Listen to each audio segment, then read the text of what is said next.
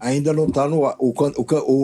A convidada ainda não está ainda não está linkada? Online. Não, tá, eu acabei de receber aqui a informação. Ainda não está linkado, Muito teremos uma bem. convidada para conversar sobre os mortos da ditadura, que, claro, tem aquela comissão da verdade que tem apurado essa história dos mortos da ditadura, e a gente vai logo mais entrar nesse assunto. Mas diga, Noblar, o que você ia falar? Mas não, eu ia dizer, introduz esse assunto enquanto a convidada, que é a convidada, que é a presidente da Comissão dos Mortos e Desaparecidos pela ditadura de 64. Já já você fala dela, mas apresenta um pouco esse tema para que a gente possa chamá-la. A Eugênia Gonzaga, que vai falar com a gente logo mais, né, que é presidente da Comissão dos Mortos e Desaparecidos da Ditadura Militar. E aí, como eu disse, né, Mas tem a faz um. Comissão Mas, Nacional da Verdade, que tem, ô claro, Guga, tentado apurar essa questão dos mortos da ditadura. 2 desaparecidos políticos, inclusive, foram identificados recentemente. Eles tinham sido enterrados na vala clandestina de Perus, na zona norte de São Paulo. O anúncio foi agora, no dia 16, no último dia 16 de abril, a gente conseguiu identificar, finalmente o Brasil identificou pelo menos mais 2 desaparecidos da ditadura. O Grenaldo de Jesus da Silva, que era militar da Marinha e foi preso em 1964, expulso depois da Marinha, enquanto reivindicava, quando lutava por melhores condições de trabalho, ou seja, era um militar, era da Marinha, seguido mesmo assim. Por quê? Porque lutou por melhores condições de trabalho, coisa de esquerdista, né? Também identificaram o corpo de Denis Casemiro, que era um pedreiro e um trabalhador rural. Ele atuou na vanguarda popular revolucionária, ou seja, ele realmente deu a cara a tapa, né? Lutou contra a ditadura militar, contra um estado de exceção, um estado que perseguia, que censurava, que matava, que torturava. E teve gente que se colocou contra essa covardia, esses crimes que eram praticados pelo Estado. Um deles, portanto, foi o Denis Casemiro. Como eu falei, pedreiro e trabalhador rural, que fez parte da vanguarda popular revolucionária. Foi preso em 71 e executado pela equipe do DOPS de São Paulo, né, a mais mortal da época da ditadura, DOPS de São Paulo. O relatório final da Comissão Nacional da Verdade, ela reconhece 434 casos de pessoas que foram vítimas do Estado brasileiro na época da ditadura militar, um período, e chegou até 1988. Diga, você ia falar? já está Tá posto sem áudio. a doutora Eugênia. Já? Vai lá. Já podemos chamá-la para conversar? Já? Doutora Eugênia, seja bem-vinda. Doutora Eugênia Gonzaga, ela é procuradora regional da República e presidente, como disse Guga, da Comissão de Mortos e Desaparecidos Políticos. É presidente, inclusive, pela segunda vez. Ela antes foi demitida na época do governo do ex-presidente Jair Messias Bolsonaro. Professora, me conte um pouco o seguinte, como se dá e como tem se dado esse esforço, esse empenho da comissão e de outros organismos ligados à comissão, ou que contribuem, trabalham com a comissão para reencontrar esses mortos que, no caso, deixam de ser desaparecidos. Eu acho que era a categoria que eles ocupavam antes, e passam a ser mortos reconhecidos da ditadura. Como tem se dado esse trabalho ao longo desses anos, porque não é uma questão de momento nem de ocasião, é ao longo dos anos. Como tem se dado isso? Passo por passo, Ricardo. Muito lento. O Brasil, ele tem reconhecidos, né, nominalmente, pelo menos 200 desaparecidos, 200 pessoas que a ditadura militar matou por motivos de perseguição política e não entregou os corpos para as famílias as famílias não tiveram a chance de fazer o seu velório, o seu sepultamento. Essas mortes foram reconhecidas formalmente em 1995 pela Lei 9.140, que cria a Comissão Especial sobre Mortes e Desaparecidos Políticos, justamente para buscar estes corpos e para fazer esses reconhecimentos em sentido formal para que essas famílias pudessem, pelo menos, ter uma certidão de óbito, porque nem isso elas tiveram. As pessoas assistiram, né, o filme Ainda Estou Aqui, foi muito pedagógico nesse sentido, então dá para se ter uma ideia do drama, né, que é isso, o drama do desaparecimento. Agora, esse número ele é subestimado. Como eu disse, são pessoas nominalmente reconhecidas. Nós temos no Brasil hoje milhares de pessoas que foram desaparecidas por atos de violência daquele governo, ligadas a uma política de desaparecimento, que infelizmente segue até hoje, né? Nós temos ainda esse costume entre as forças de segurança de se dar sumiço aos corpos e não entregar para um sepultamento digno. Existe alguma estimativa, professora? Professora, não, doutora, desculpe. Existe alguma Procuradora, estimativa de número? Procuradora, existe alguma isso. estimativa em termos de quantas pessoas de fato desapareceram? Pelo menos uma estimativa. Quantas foram encontradas? E, portanto, a gente teria pelo menos uma ideia próxima do que resta para ser encontrado. A Comissão Nacional da Verdade, como eu disse, reconheceu nominalmente 434 pessoas como vítimas daquele regime. Aceitou também as estimativas de ONGs e de organismos internacionais, no sentido de que no Brasil morreram ou desapareceram mais de 8.000 indígenas, 2.000 camponeses. Então, nós estamos falando na casa dos milhares, mas infelizmente são pessoas que não são nominalmente reconhecidas.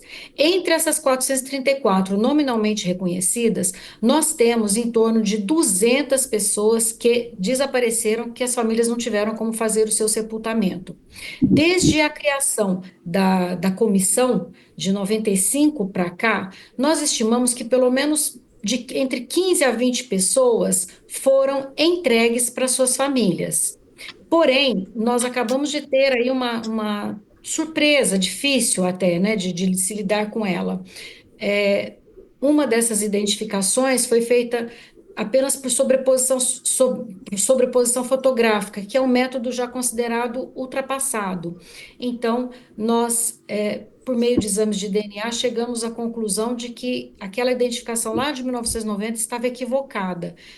O correto foi essa identificação hoje feita por exame de DNA. Mas nós não estamos falando exatamente de vala, né? Então, quando a situação é de vala comum, a gente coloca muito em dúvida essas identificações do passado. Mas quando a gente fala de sepulturas individuais, a gente tem uma chance muito maior de acerto nessa identificação. Desde que a vala de Perus foi aberta, se a gente fizer um recorte só da vala de Perus, nós temos hoje identificadas 5 pessoas da vala de Perus. Temos mais em torno de uma dezena de pessoas que foram identificadas em sepulturas individuais do cemitério de Perus, como o caso do comandante Criolo, o caso da Sônia Angel. Temos casos de identificações relacionadas à guerrilha do Araguaia. Foram 67 pessoas que desapareceram naquela guerrilha. Tivemos 2 identificados até hoje, e essas identificações nós consideramos que elas são bastante seguras. E nós seguimos fazendo esses recortes por locais, né? Sempre que a gente tem algum indício mais forte, nós vamos aprofundando nessas buscas. Tudo é muito difícil, o tempo dificultou muito, né? Por exemplo, no caso de Vila Formosa, que é um cemitério muito grande aqui na cidade de São Paulo, não sei se vocês conhecem, é o maior da América Latina. Nós temos em torno de 12 pessoas que foram sepultadas lá, desaparecidos políticos, cujos corpos nunca foram encontrados. Temos pessoas que foram sepultadas lá, como Carlos Marighella, mas o corpo foi localizado, a família, isso já nos anos 80, nos anos 90. mas ainda seguem desaparecidos nesse recorte de Vila Formosa em torno de 12 pessoas. E ali vai ser muito difícil a gente conseguir qualquer identificação, porque lá também houve uma vala, houve uma descaracterização do cemitério com exumação de corpos, mas, diferentemente de Perus, em que esses remanescentes humanos foram colocados em sacos individualizados, em Vila Formosa foram colocados tudo junto em cima do outro, ainda jogado cal por cima para acelerar a decomposição. Então, a gente acha que vai ser muito difícil, pelo decurso do tempo, localizar essas pessoas. E uma coisa que falta muito no Brasil também é a informação, né? Por exemplo, Rubens Paiva, voltando ao caso do filme, um caso extremamente rumoroso. Até hoje, nós não temos informações fidedignas sobre onde foi sepultado, onde ele foi jogado, qual é a versão que prevalece. No caso do Araguaia, é a mesma coisa, faltam informações. Eu tenho certeza que existem mais informações do que isso que já foi aberto até hoje. E, à medida que elas forem aparecendo, a comissão vai atrás. Com certeza, ela continuará buscando. Porém, o decurso do tempo pode, às vezes, inviabilizar. Pergunte, Guga. Gênia, a Comissão Nacional da Verdade é vista por muita gente como um dos pontos de ruptura entre a Dilma Rousseff e os militares. Tem pressão, você sente essa pressão dos militares para que não se apure essa verdade, que é uma verdade que dói muito neles, já que são crimes que eles cometeram, e a Dilma pagou o preço de dar força para a comissão, de ter sancionado essa comissão? No caso da presidenta, bom, existe sim um conformismo, por incrível que pareça, dos integrantes atuais das Forças Armadas. Em outros países era para essas pessoas, era para ser como em outros países, que as autoridades atuais deveriam colaborar com essa busca, porque elas não deveriam querer nada que identifique a sua conduta com o passado. Mas no Brasil, as Forças Armadas seguem, as forças de segurança seguem praticando essa mesma doutrina de se proteger e de não colaborar com o encontro dos corpos. Agora, no caso da presidenta Dilma, eu penso que foi uma desculpa a coisa da Comissão Nacional da Verdade. Até porque ela nem tinha outra opção. A Comissão Nacional da Verdade foi fruto de uma condenação que o Brasil sofreu na Corte Interamericana de Direitos Humanos. O Brasil já teria que ter feito essa Comissão Nacional da Verdade, pelo menos desde 2002, quando ele começa a lidar com esse tema, com a criação da Comissão de Anistia, em 2002. Comissão sobre Mortes é de 95, a de Anistia é de 2002. Desde então, eu já atuava nesse tema no Ministério Público Federal, nós já recomendávamos ao governo brasileiro que instaurasse comissões da verdade, ainda que não fosse uma única nacional, mas era preciso que pelo menos alguns setores tivessem suas comissões da verdade, e isso nunca foi feito. Sempre foi tratado esse tema, como você disse, como aquele tema tabu, aquele tema perigoso para a governabilidade, o que foi equivocado, porque a gente acaba vendo, né? Eu não tenho assim, dúvidas em afirmar que essas tentativas de golpe agora, de 2023, 2024, nós devemos a impunidade do passado. E como eu disse, já era para ter existido uma Comissão Nacional da Verdade muito antes do governo da presidenta Dilma, mas o Brasil não fez, demorou até sofrer uma condenação no final do ano de 2010, e então a presidenta Dilma institui no seu governo, porque era o prazo final que a Corte Interamericana deu para o Brasil. Ela instaurou a Comissão Nacional da Verdade no finalzinho de 2011, que era já o final do prazo que ela tinha para fazer, para tomar essa providência. E aí começaram, né, a dizer que ela não garantiu a governabilidade. Por causa disso, não é verdade.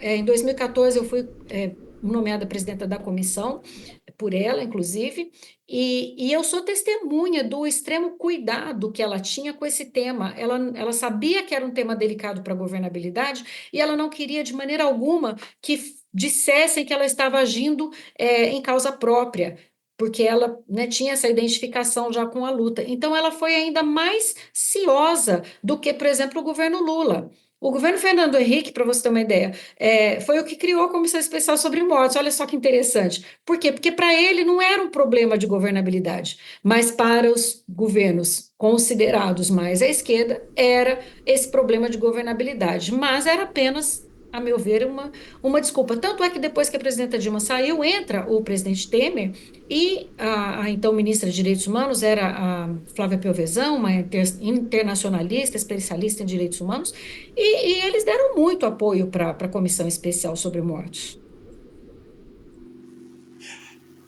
Por último, se a senhora me permite, esses restos mortais que são encontrados de vez em quando, numa velocidade muito lenta, pelas razões que a senhora explicou tão bem, eles contam uma história, quer dizer, a simples descoberta deles, pelo estado em que eles estão, enfim, eles falam, eles contam uma história. É possível estabelecer ali um padrão de como esses desaparecimentos aconteceram ou não? Eles falam, Ricardo, eles falam, e eles não falam apenas quando eles são identificados, quando eles são associados a um nome, eles falam o tempo todo. Quando a vala foi aberta, havia mais de 1.500 ossadas, sacos com ossos, e ali tinha muitas crianças, vítimas do surto de meningite que teve na ditadura nos anos 70. Isso não era comum num cemitério que era fruto de corpos, né, fruto da violência policial da época, tinha quase um terço de crianças. Então ali já era contada uma história. Depois eles ficaram abandonados, ficaram sujeitos à lama. Então cada um desses sacos que a equipe, a identificação pode demorar alguns anos, mas o trabalho ele nunca ficou totalmente paralisado. A pandemia dificultou muito, o governo Bolsonaro também dificultou bastante, mas esses trabalhos nunca ficaram totalmente paralisados. Então era assim, todos os dias que a gente ia lá, tinha caixa nova sendo aberta, tudo ia sendo limpo, retirado restos de bicho, de impurezas, como as antropólogas sempre diziam, né? Ia se devolvendo a dignidade para esse corpo. E a gente via o tamanho da violência, porque a grande maioria era de corpos que tinham ferimento de arma de fogo, jovens, homens, com o crânio necropsiado, ou seja, tinha sido uma morte violenta. Então, eles contaram para nós, né, que a vala de Perus é fruto da violência daquele período. E quando a gente chega ao nome de uma pessoa, assim, é uma coisa incrível, né? É, só assim, tentando explicar rapidinho, né? Desses 1.049 sacos, foram separados aqueles que estavam mais completos, os esqueletos mais completos. Nesses conjuntos ósseos, separados aqueles que eram masculinos, aqueles que tinham alguma marca de violência. E foi coletada a amostra desses casos para se mandar para o ICMP na Holanda. Um laboratório na Holanda. Então, quando o laboratório devolve com o match, então ele fala caixa número XYZ, né? Vou omitir aqui o número da caixa. Então, deu match com fulano de tal. Aí, quando abre a caixa, só o DNA não identifica. O DNA numa vala comum, ele tem uma chance, mas é preciso conferir se bate com aquele corpo.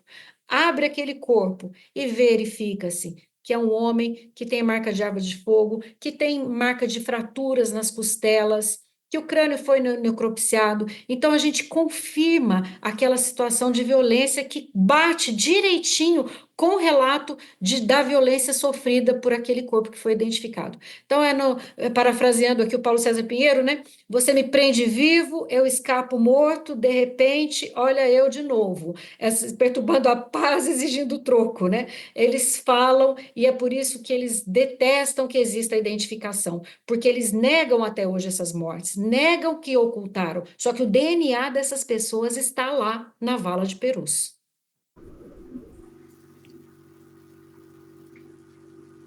Procuradora, Obrigado. muito obrigado pela entrevista.